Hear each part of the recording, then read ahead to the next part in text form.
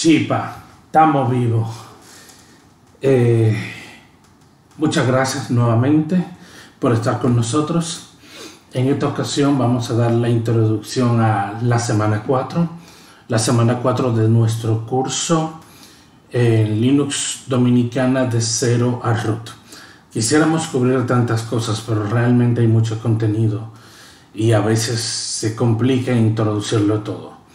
Pero vamos a asegurarnos de que de verdad salgan con una buena base para que puedan seguir de verdad y se pueda desarrollar aún más su espíritu investigador, de seguir buscando y buscando y buscando y compartir como lo hacemos nosotros. Ustedes conocen el cliché inicial de nuestra presentación. Tenemos que decirlo porque es probable que alguien llegando a este video no lo sepa. Pero ¿quiénes somos nosotros? Somos Linux Dominicana, una comunidad radicada, como su nombre lo dice, en República Dominicana, en el Caribe específicamente. Nuestro grupo en Facebook, ahí está, Linux Dominicana, pueden encontrarnos así. Tenemos una comunidad muy activa en Telegram, ahí está el link de Telegram. Pueden buscar el grupo a sí mismo y unirse, participar, preguntar, es importante preguntar. Nuestro Patreon, si tú entiendes que una donación puede hacernos bien, por favor te lo vamos a agradecer. patreon.com/osdeo y ahí está nuestro canal youtube.com/c/Linux Dominicana, al cual te deberías también suscribir si quieres estar atento a cada vez que subamos contenido. Y finalmente nuestra página y comunidad del evento que hacemos, Open Saturday, sábado abierto, un evento que reúne a muchísima gente en un lugar físico. Estoy hablando antes de la pandemia, ¿verdad? En un lugar físico donde nos hemos reunido hasta aproximadamente 600, 700 personas compartiendo esta pasión. Hemos tenido también algunos Open Saturdays virtuales, de manera que, bueno, hay que adaptarse. Señores, sin más, introducción a la clase de esta semana 4. En esta semana 4 nosotros vamos a ver algunas partes avanzadas sobre instalación. Si ustedes recuerdan, en la primera semana nosotros tratamos la instalación de manera básica. Básicamente fue next, next, next, siguiente, siguiente, siguiente, sin personalizar muchas cosas, apenas un usuario, apenas un password, no más de ahí. ¿Por qué? Porque la meta era lograr que ustedes instalaran y que pudiéramos comenzar a practicar algunos comandos. Entonces, en esta ocasión vamos a hacer una instalación avanzada. Mucha gente se preguntaba por qué no instalar Linux en una máquina física, y es justamente por esto que estamos viendo aquí. En este tema vamos a instalar varias veces. Yo quiero manejar unas 2, quizás 3 instalaciones, pero que una instalación supone pérdida de datos, ¿verdad? Voy a agarrar un disco que está virgen, que no tiene nada, lo voy a formatear como acostumbramos y bueno, no hubiese querido, no quisiera que esta operación tan delicada la hagamos en una máquina de un usuario, ¿verdad?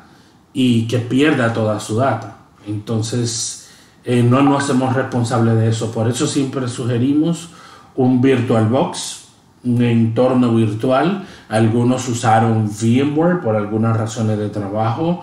Otros hablaron de Proxmox. Yo iba con lo simple, con lo sencillo, VirtualBox, un entorno que nos permite hacer algunas pruebas sin mucho riesgo.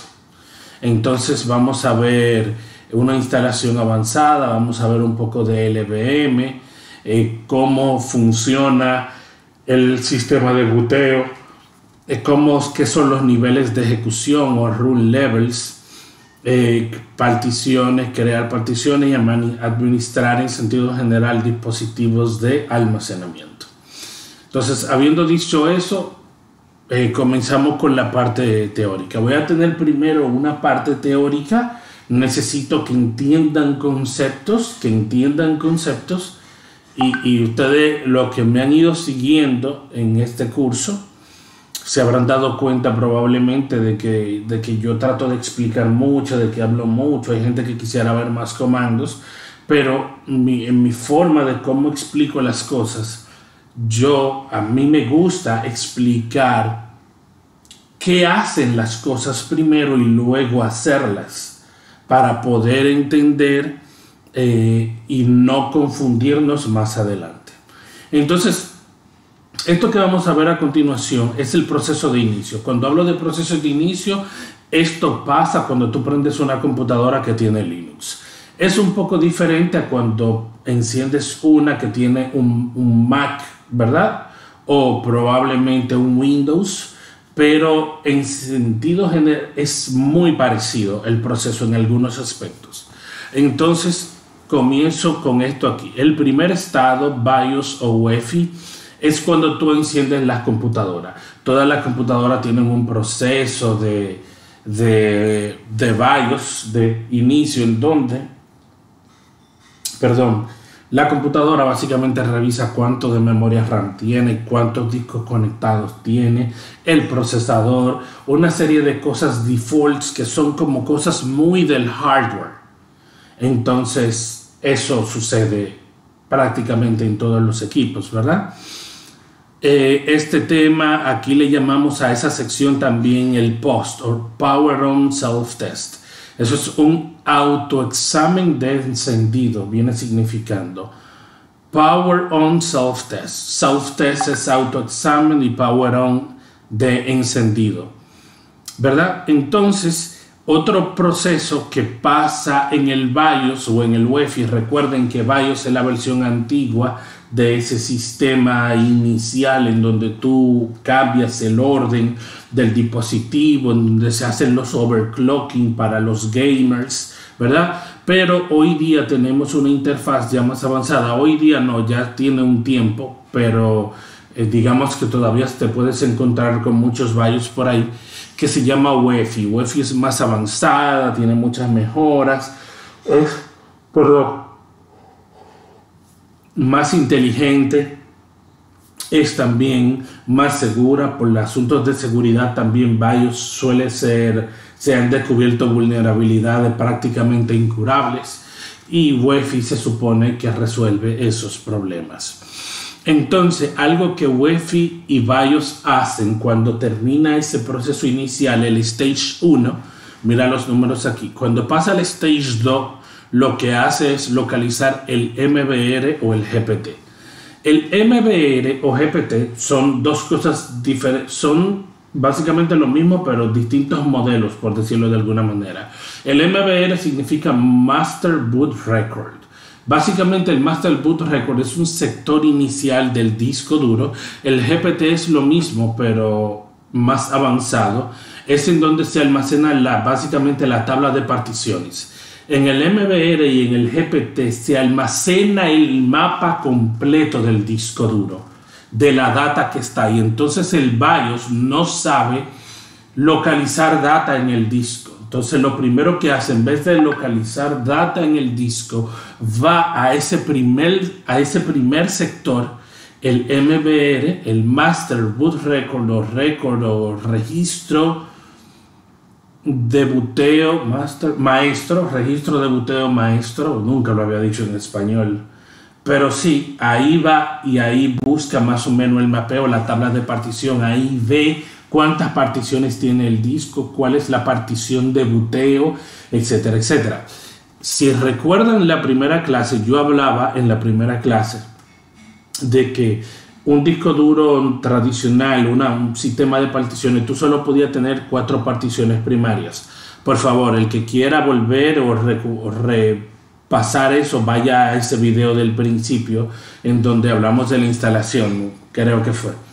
La idea es que eso es una limitante de MBR. MBR es, al ser muy pequeño, creo que tiene unos 512 bytes, y de esos 512 bytes usa solo un poco para poder hacer el mapa de las particiones.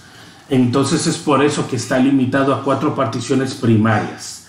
Y por eso se inventó el hack, que yo también expliqué eso en la primera clase, de particiones extendidas, ¿verdad? Se creaba una partición extendida y dentro de la partición extendida se creaban particiones lógicas. Y con ese nuevo límite, que no me acuerdo, pero creo que tal vez entre unas 16 o 20 particiones, creo que era que se podían, con ese sistema de particiones extendidas y lógicas, tú podías cruzar más para adelante, pero solamente 4 particiones primarias. Bueno, pues con GPT tú puedes tener, creo que hasta 128 particiones primarias, si no me equivoco, creo que más. No me suscriban al dato como tal, pero pueden buscarlo. La idea es que GPT tiene todos los cacabeles, o sea que soporta muchísimas más particiones primarias, y para el que lo quiera usar, bueno, GPT también es bueno porque hay un tema de límite de disco duros, y es que con MBR tú podías tener un sistema operativo, creo, hasta un disco duro de 2 terabytes. Sorry, no me... denme un chance si me equivoco porque no recuerdo el dato, estoy diciendo y disparando esto de la mente, pero creo que eso es uno de los límites de MBR. Y con GPT, aparte de las particiones primarias, también tú no tienes ese límite de 2 terabytes y podrías tener 4, 16, creo que llega hasta exabytes, o sea que es mucho más tamaño, ¿verdad? Ese es el segundo estado. El BIOS hace su análisis, chequea el MBR, en el MBR o en la GPT ve cuáles son las particiones que hay y dónde está el buteo. Cuando logra esa parte del buteo, básicamente lo que encuentra es el grub. Y el grub es el gestor del buteo, en donde tú eliges si vas a subir con Windows, si tienes un dual boot, o si vas a subir con el kernel X, kernel Y, con el SunMod o con Liquorix, o tú compilaste un propio kernel, o es el kernel vanilla que tienen en kernel.org, o es el kernel de la distribución que tú estás usando. Eso lo maneja el grub. Ese es el estado número 3. El MBR o GPT cede el control luego a grub. Luego de que tú pasas el grub es porque elegiste un kernel. Vamos a asumir que tú no vas a subir a Windows. No debes de subir a Windows, nunca. ¿Por qué? Pero bueno, si no hay una clase con un poco de hate, no hay razón de vivir. La idea es que ejecutas el kernel, ¿verdad? Ejecutas el kernel y el kernel comienza a cargar una serie de módulos, ¿verdad? Son los primeros pasos. Y lo otro que hace el kernel luego de cargar los módulos es que carga el proceso número 1. El proceso número 1 anteriormente se llamaba init. Estamos hablando en los sistemas, por ejemplo, CentOS 5, y creo que CentOS 6 también lo tenía, aunque CentOS 6 usaba Upstart. Y bueno, en CentOS 7 lo que tenemos es systemd en adelante. Igualmente tenemos systemd desde Ubuntu 16, si no me equivoco, y en Debian también tenemos systemd, y systemd ya es un estándar de la industria. Entonces, eso es lo que hace el kernel. Cuando el kernel llama a ese proceso primero, ese es el proceso que gobierna todos los demás procesos. Es una relación jerárquica. Luego de que carga ese proceso, el init o systemd, según sea, ¿verdad?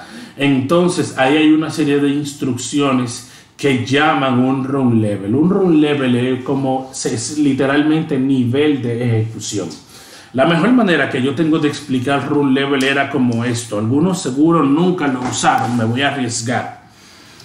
Los que usaban Windows, espero que ya no lo usen, pero en un tiempo se usaba Windows y había algo que se llamaba el modo a prueba de fallos de Windows. Ese concepto de modo a prueba de fallos básicamente es un modo en donde Windows omite una serie de cosas en el proceso de buteo y sube mínimamente mínimamente sube, prácticamente sin drivers, la pantalla se ven grande, los fonts, las fuentes, letras y todo lo demás se ven muy grande y es por la falta de los drivers, ¿verdad? Normalmente se sube en ese estado en Windows para resolver problemas. Algunos componentes se omiten y si tú estabas teniendo problemas de buteo, se supone que sube en modo prueba de fallos, reparas tu situación y vuelves y bootea de manera normal. El run level en Linux es algo parecido. Un run level básicamente es un set de softwares que sube, ¿verdad? Tú tienes, por ejemplo, el run level, tenemos hasta 6 run levels. Creo que hay más, pero los más importantes son 6 run levels. Y tú tienes que el run level 0 es un apagado. En un run level 0 apagado no carga nada porque no puede haber nada, ningún programa corriendo en un sistema apagado. El run level 6 es un reboot. Igualmente no sube nada porque es solo un reboot. Solamente que la instrucción de apagado y de reboot es diferente en ese sentido, pero básicamente es eso. El run level 5 es el run level que carga el entorno gráfico y todo lo demás. El run level 3 carga todo exceptuando el entorno gráfico. Y bueno, entre distro y distro podrían cambiar un poco. Por ejemplo, los Ubuntu creo que usan el run level 2 para el gráfico, si la memoria no me traiciona. El run level 3 es igual casi en todos. CentOS usa, en vez del run level 2 que usa Ubuntu, creo que usa el 5. Pero por ahí va el asunto, que cuando tú tienes esa posibilidad de elegir run levels, entonces que cierta cantidad de programas están cargando en ese nivel de ejecución. Son perfiles de carga, perfiles de buteo. Entonces, después de systemd, eso es lo que va a los run levels. Se lee archivo de configuración que están en /etc/systemd. Se lee aquí systemd default target o targets, ¿verdad? O run level, como ellos le llaman ahora también, targets. Se lee cuál es el default, si es el 5, si es el 2, si es el 3, y levanta el sistema según los parámetros indicados por el default target. Entonces, eso básicamente es el proceso de inicio. Aquí yo lo tengo en otras palabras. Me gusta explicar a veces las cosas de dos maneras para que si quedó laguna en una se complete con la otra. La etapa de firmware, como le llaman algunos libros de texto, o post, ¿verdad? Eso es donde está el BIOS, ¿verdad? Pasa al siguiente nivel. La etapa de bootloader, ¿verdad? Después que pasa al siguiente nivel aquí en el BIOS, es que va al MBR, al disco duro. Eso sucede tan rápido, eso sucede de una manera tan rápida que es difícil tú traquearlo así como en vivo. Pero eso es lo que sucede tras bastidores. Y eso es algo que queremos lograr en este curso, ¿verdad? Tratar de ir un poco profundo. Entonces, la parte del bootloader, donde está la carga del sistema, después pasa a grub. Ahí yo veo en grub algún archivo de configuración. Si estoy usando BIOS, debo de usar este archivo. Si estoy usando UEFI, ¿verdad? Debo de usar este archivo. Aquí, por ejemplo, déjame ver si yo subo aquí y pongo mi clave LinuxDO o la clave que ustedes pusieron. Entonces, boot FI /boot FI alma Linux. Ahí, por ejemplo, en este caso no hay nada en ese directorio. Miren que, por ejemplo, en el ejemplo que tengo aquí, perdón la redundancia, tengo aquí Red Hat, ¿verdad? Pero aquí dice Alma Linux porque ese nombre será dependiendo de la distribución. Incluso, miren aquí en mi computadora, que esta es mi computadora local. Si yo hago, míralo aquí que hice un ls, yo uso Linux Mint y he basado en un Ubuntu, y mira que dice ahí Ubuntu, aquí dice Alma Linux, y este ejemplo aquí yo lo cogí de un Red Hat. Entonces la idea es esa. El caso es que aquí no hay nada, no hay contenido porque yo no estoy usando EFI en la Virtual Machine de VirtualBox. Yo no estoy usando EFI, yo estoy usando Grub. De manera que si yo quiero ver ese archivo /boot sería grub2grub.cfg y ese es el archivo en este caso que va a leer el proceso de boot. ¿Qué tiene ese archivo?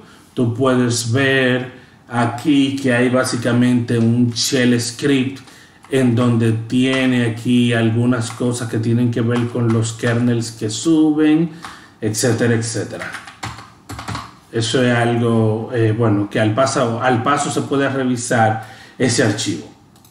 Luego de que yo elijo en el grub un kernel, se ejecuta ese kernel, ¿verdad? En la etapa de kernel hay una etapa inicial en donde se carga un RAM disk, eso es como un disco en RAM, literalmente eso es lo que significa. Se cargan los drivers y archivos de configuración desde ese RAM disk. El kernel desmonta el RAM disk y monta el file system real y comienza el sistema de inicialización iniciando el primer proceso aquí, init o systemd, lo que yo decía ahorita. Finalmente, cuando pasamos a la etapa de inicialización donde está el systemd, entonces systemd carga los targets o run levels y luego de los run levels se inicia el login shell o la interfaz gráfica. Cuando digo login shell me refiero literalmente al login de la consola, como por ejemplo si fuera esta consola, eso es un login shell ahí. Eso es un login shell. La consola, esta es la Virtual Machine directa. Recuerden que yo estoy aquí desde SSH porque para que el font, la letra sea mejor y más grande, solo lo puedo hacer desde aquí. Entonces eso es lo que se logra en el proceso de inicio. Las particiones, hablábamos de particiones, 4 particiones primarias. Hablamos también nada más como repaso, que un sistema Linux puede tener un particionamiento básico, una partición barra donde van los archivos, la partición swap. Vamos a ver ahora qué es la partición swap un poquito más profundo porque yo solo lo mencioné en la primera clase. Un particionamiento intermedio, este es el que yo suelo utilizar, es tener mi archivo de barra en una partición particular y mi home, donde están mis archivos de usuario. Esto sería como en Mac users o en Windows creo que también se llama users, tenerlos aparte, de manera que si por alguna razón yo pierdo esta partición o actualizo o puedo instalar otro Linux aquí, formateo aquí, no toco esta, solo la monto, entonces voy a tener todos mis archivos igual. Y la partición swap que ya dije que la vamos a ver ahora. Un particionamiento avanzado, podría considerarse avanzado. Algunos servidores se puede perfectamente tener tu barra normal, ¿verdad? El /boot, algunas personas lo ponen en otra partición. Eso no es ni avanzado, ni atrasado, ni nada, solo es un modelo de trabajo, de diagrama. La /var a veces se pone en otro lado cuando tú tienes un servidor de base de datos o quizás tú tienes un WordPress, un web server con muchos websites, normalmente se pone en /var, aunque eso es indistinto porque tú puedes montar tu web server donde tú quieras, solamente que tienes que a nivel de manopla cambiar los archivos de configuración específico para que vayas a ese lugar. Y finalmente tenemos la swap. Eso como particionamiento. Aquí tengo la partición swap. Aquí busqué información de algunas cosas porque a lo largo del tiempo la información sobre swap ha cambiado un poco. Por ejemplo, yo había dicho, repito, que la partición swap es como una memoria de intercambio. Eso significa swap como intercambio. Básicamente una partición en disco que se usa como auxilio a la memoria RAM elemental. Cuando tú tienes, por ejemplo, 4 GB de RAM, tu memoria RAM se está llenando. Cuando tienes una partición swap, el sistema operativo tiene este mecanismo que lo que hace es que lo que está en la memoria RAM lo vacía en el disco, sigue funcionando, y cuando baja el nivel de la RAM, entonces vuelve y levanta lo que estaba en disco y lo sube a memoria nuevamente. Eso es lo que hace una partición swap básicamente. ¿Cuántos swap necesito? Entonces aquí es que ha cambiado la información a lo largo de la historia. Porque sucede que si tú vas a Red Hat, mira la recomendación que hace Red Hat. Para sistemas modernos, 4 GB de RAM, más de 4 GB de RAM, use solo un 20%, es decir, 800 megas. Si tú tienes una máquina con 4 GB de RAM, con 800 megas que tú le des de swap, está más que bien. Eso recomienda Red Hat en su sitio oficial. CentOS tiene una recomendación diferente. Por ejemplo, en sistemas con menor RAM de 2 GB recomienda el doble, o sea, 4 GB de swap. Este es el estándar que, por ejemplo, yo casi siempre he escuchado. Si yo tengo 2 GB de RAM, le doy 4 de swap. Si tengo 4 GB de RAM, le doy 8 de swap. Lo que pasa es que llega un punto en donde tú tienes tanta RAM. Por ejemplo, mi máquina ahora mismo tiene 32 GB de RAM, que no se llena fácilmente, no se me ha llenado nunca con nada. Entonces, si yo hago una partición de 64 GB de RAM, yo estoy perdiendo mucho espacio en disco duro. Entonces, esa es la discusión de hoy día. Con menor de 2 GB de RAM se recomienda el doble, o sea, 4 GB. Y para sistemas mayores a 2 GB de RAM, digamos 4 GB, la recomendación es la RAM más 2 GB, es decir, 6 GB de swap.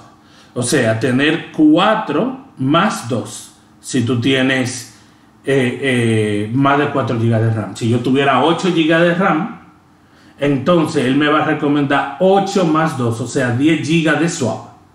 Esa es la idea que CentOS transmite en su documentación. Ubuntu tiene su propio enfoque, no requiere de swap obligatoriamente para sistemas modernos. Si tiene menos de 1 GB de RAM, necesitará el doble, o sea, 2 GB de swap. Sí, Ubuntu se puede instalar sin swap. A mí no me gusta esa idea, yo soy muy en ese sentido arcaico, pero whatever, funciona.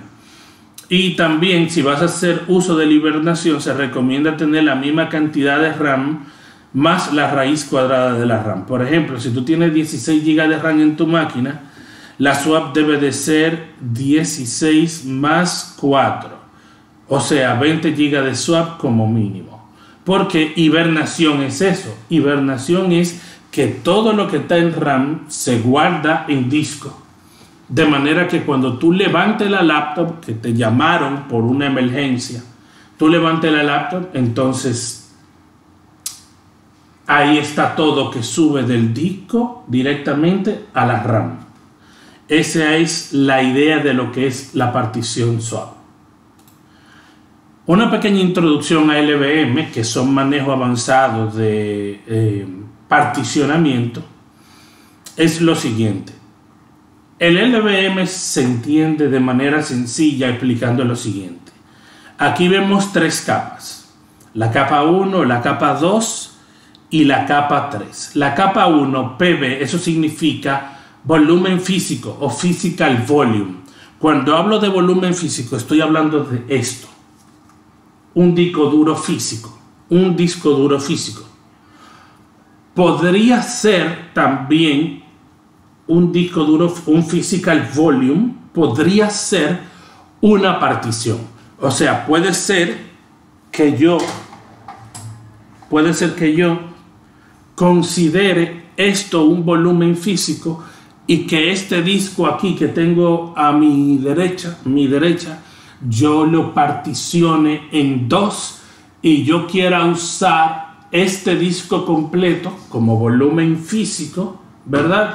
Y de este disco yo quiero usar solo una partición como volumen físico. Es posible ambas cosas. Puedo hacer esto, un volumen físico, literalmente físico, un physical volume, un disco duro físico, o una partición primaria como la que hemos visto anteriormente, puedo considerarlo también como un volumen físico. Primer nivel. El segundo nivel, grupo de volúmenes o VG, Volume Group, grupo de volúmenes. Un grupo de volúmenes, como tú puedes ver aquí, es un conjunto de volúmenes físicos. O sea, yo puedo crear un grupo de volúmenes con un solo physical volume. Y a ese grupo de volúmenes le puedo agregar otro disco duro encima. Tengo un grupo de volúmenes de 2 discos duros, pero puedo agarrar y le puedo meter también otro disco duro. Puedo tener 3 discos duros, 4 discos duros, tanto disco duro físico coja mi máquina. Se los conecto y los puedo agregar al volumen físico, al grupo de volúmenes, que está aquí. En pocas palabras, un grupo de volúmenes es un grupo de physical volumes, ¿verdad? Tú puedes tener 2 grupos de volúmenes. Tú puedes tener 2 discos duros en un grupo de volúmenes y 2 discos duros más, 3 discos duros, un solo disco duro en otro grupo de volúmenes. O sea, aquí en el gráfico ustedes están viendo solo un pastel, pero es posible tener tantos pasteles tú quieras dependiendo de cuántos volúmenes físicos tenga. Mira, por ejemplo, que aquí dice PV1, Physical Volume 1, 2, 3, y aquí dice PVN. A la N es un número que no sabemos hasta dónde es, como cuando decíamos como carajito, hasta los números que se sabe Dios, N, lo que sea que coja, ¿verdad? Entonces tú puedes tener un grupo de volumen o varios grupos de volúmenes. Lo que tú sabes en ese sentido es que si tienes 2 grupos de volúmenes, básicamente tienes en un grupo de volumen un disco, 2 discos, 3 discos, y en otro grupo de volúmenes tienes otros discos. No puedes tener los mismos discos porque son 2 grupos diferentes. Luego de que tú tienes un grupo de volúmenes, entonces aquí que viene la última capa, el logical volume, el volumen lógico. Esta viene siendo ya la partición que ve el sistema operativo. Y de esa liga de disco duro, vamos a suponer que tú pongas ahí 4 discos duros, tú puedes sacar aquí varias particiones. Cuando hablo de particiones, estoy hablando de volúmenes lógicos, logical volumes. Aquí tengo la gráfica, lean esto bien, no solo me escuchen a mí, lean la pantalla. Un volumen físico es un disco rígido o una partición, ¿verdad? Puse ahí también, o un RAID. Un volumen lógico, bueno, tenía que poner aquí, esto es en vivo, déjame yo hacerlo así mismo y ponerlo ahí porque ese es el orden. Un grupo de volúmenes reúne 1 o 2 más physical volumes, PVs. Los PVs pueden comenzar a utilizarse en LVM recién cuando pasan a formar parte de un volume group o de un grupo de volúmenes. Y finalmente, el volumen lógico es el equivalente a una partición tradicional. Entonces, ¿cómo funciona el logical volume? El logical volume tú lo haces, por ejemplo, tú tienes un disco de 1 terabyte, otro terabyte, otro terabyte, otro terabyte. Vamos a suponer que tú tengas ahí 4 terabytes de discos físicos. 4 terabytes de discos físicos. Tiene 4 discos de 1 tera cada uno que suman 4 terabytes. ¿Qué pasa? El volume group va a ser de 4 terabytes. Básicamente tú estás haciendo un pastel grande con todo ese tamaño. Y este volumen lógico, el logical volume aquí, tú puedes hacerlo de 1.5 terabytes. Mira qué ápero eso. Porque el tamaño del logical volume no está limitado por esto. ¿Tú me entiendes? Tú puedes hacer un logical volume de 1.5, entonces la data va a estar regada, distribuida entre un disco y otro. O sea, tú vas a poder tener una película, ¿verdad? Que seguro tiene media hora aquí y 1 hora de este lado. Y tú no lo sabes. Eso es transparente para ti. Eso es lo que hace el logical volume tan excelente, tan brillante, tan útil, que el sistema de particionamiento tradicional es muy rígido hasta cierto punto, no te permite hacer más de lo que tú quisieras hacer, y en ese sentido no es muy práctico. Pero con Logical Volumes tú puedes hacer muchas más cosas.